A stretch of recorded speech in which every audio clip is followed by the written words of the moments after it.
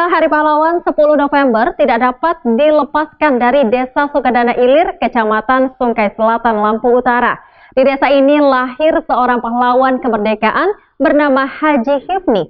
Haji Hifni juga tercatat sebagai penyimbang adat Sungkai Bunga Mayang, putra M. Nur bergelar Pesirah Ratu dan Ibunda Khadijah.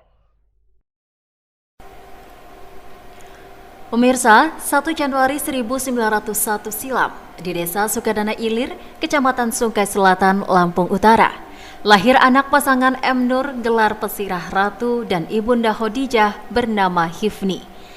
Seiring waktu berjalan, putra Sukadana Ilir ini berproses dengan zaman dan tercatat sebagai salah satu pejuang asal Lampung Utara. Ya pemirsa, Haji Hifni merupakan salah satu putra terbaik bumi Lampung dan pejuang asal Lampung yang terdaftar sebagai anggota perintis kemerdekaan Republik Indonesia. Jejak Haji Hifni dikukuhkan dalam surat keputusan nomor Pol 31/PK/61 tanggal 22 Juli 1961. Memperingati Hari Pahlawan 10 November, tim Siker TV menelusuri jejak sang pejuang asal Sungkai Bunga Mayang. Siker TV dipertemukan dengan anak dan cucu Haji Hifni, kemudian berziarah ke makam beliau di Desa Ketapang, Sungkai Selatan. Setelah saya berkeluarga tahun 90, saya mengerti bahwa ayah ini seorang pejuang perintis kemerdekaan.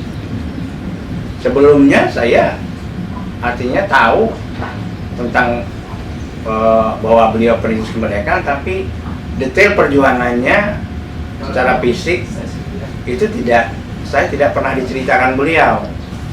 Jadi beliau berjuang artinya sebelum merdeka, berjuang sebagai TKR, dan beliau pernah masuk di Partai PSI yang memang pada waktu itu partai politik pertama Indonesia. Kemudian gurunya langsung Pak Cokro Aminoto, teman seperguruannya termasuk proklamator kita Pak Bung Karno, Agus Salim. Setelah beliau berguru di situ, beliau pulang kembali ke Lampung, kemudian menjadi TNI. Putra dan cucu mengenal sosok Haji Hifni sebagai pejuang dalam masa melawan Belanda. Haji Hifni dikenal rela berkorban untuk membela tanah air. Pemirsa, Haji Hifni menempuh pendidikan SRV atau Sekolah Rakyat Masa Kolonial tamat tahun 1928. Haji Hifni melepas masa lajang tahun 1930, menikah dengan Magnoni, seorang gadis asal Sungkai Bunga Mayang. Magnoni meninggal dunia saat usia perkawinan memasuki 4 tahun.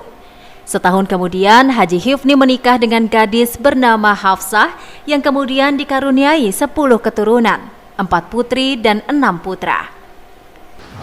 Beliau orangnya low profil, kemudian tanpa pamrih, dan sangat menjaga silaturahmi dengan keluarga besar. Dan itu yang sampai saat ini belum ada anak cucunya yang bisa meniru. Dan tidak memandang seseorang beliau itu.